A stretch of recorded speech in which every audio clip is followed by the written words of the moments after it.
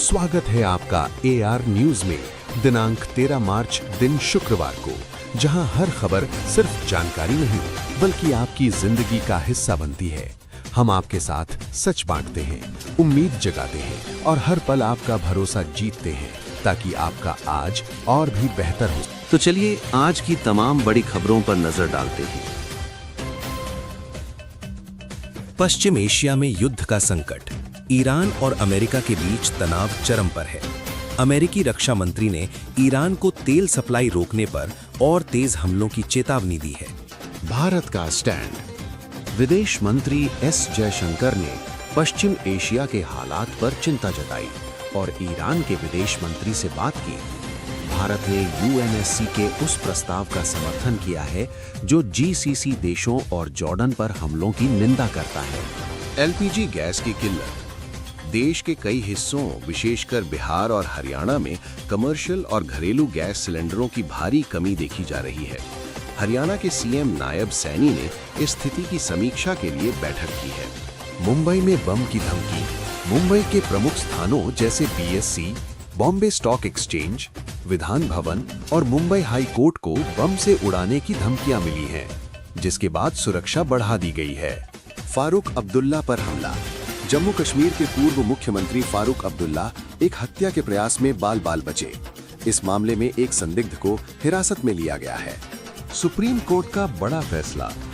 Supreme court ने terror funding मामले में कश्मीरी अलगाववादी नेता शब्बीर अहमद शाह को जमानत दे दी है। बिहार की राजनीति में मुख्यमंत्री नीतीश कुमार के सियासी वारिस के रूप में उनके बेटे निशांत कुमार के नाम की चर्चा तेज हो गई है। तेल आपूर्ति पर असर। मिडिल ईस्ट में जारी युद्ध के कारण दुनिया भर में तेल आपूर्ति बाधित होने का खतरा बढ़ गया है, जिसे IEA ने अब तक का सबसे बड़ा व्यवधान बताया है। CBI की छापेमारी। ऑनलाइन धोखाधड़ी और विदेशी फिनटेक प्लेटफॉर्म से जुड़े मामले में CBI ने कई राज्यों में 15 ठिकानों पर छापेमारी की है। मौसम का हाल। उत्तर भारत के कई हिस्सों में मौसम में बदलाव की संभावना है। विभाग ने किसानों और आम जनता के लिए अलर्ट जारी किया है। मोबाइल मैन्युफैक्चरिंग के लिए नई प्रोत्साहन योजना। भारत सरकार एप्पल और सैमसंग जैसी कंपनियों को बढ़ावा देने के लिए मोबाइल उत्पादन हेतु नए इंसेंटिव लाने की योजना बना रही है। राहुल द्रविड़ को लाइफ टाइम अचीवमेंट सम्मान। BCCI अपने वार्षिक नमन पुरस्कारों में पूर्व कप्तान राहुल द्रविड़ को colonel CK Naidu life time achievement award से सम्मानित करेगा। IPL 2026 पर युद्ध का साया। मिडिल ईस्ट में तनाव के कारण देश में मचे LPG संकट के बीच IPL गवर्निंग काउंसिल आगामी टूर्नामेंट की स्थिति की समीक्षा कर रही है। शेयर बाजार में गिरावट।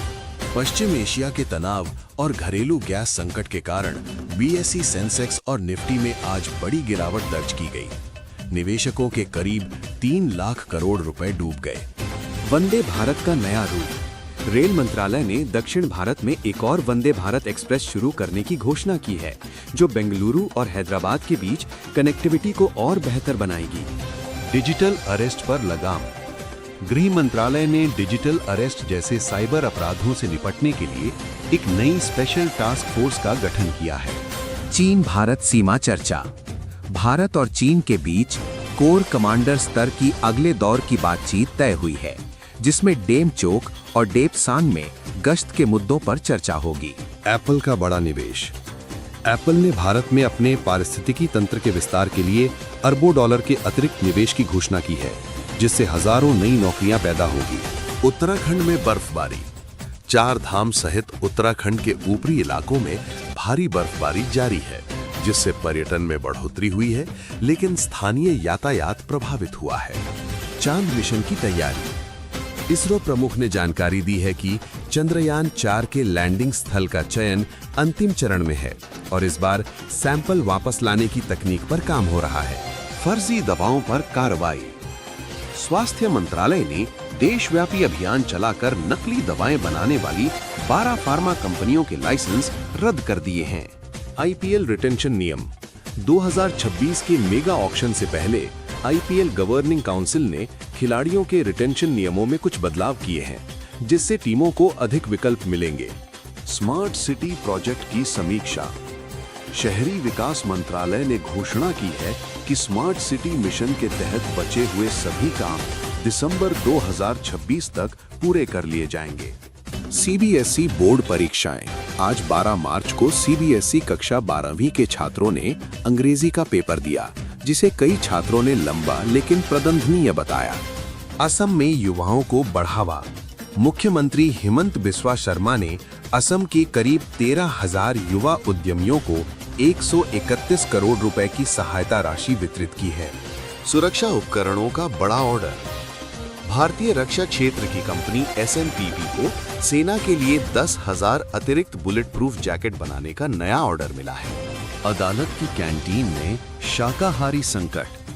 दिल्ली हाई कोर्ट की कैंटीन में LPG की कमी के चलते बिरयानी और शाही पनीर जैसे पकवानों की सप्लाई पर असर पड़ा है।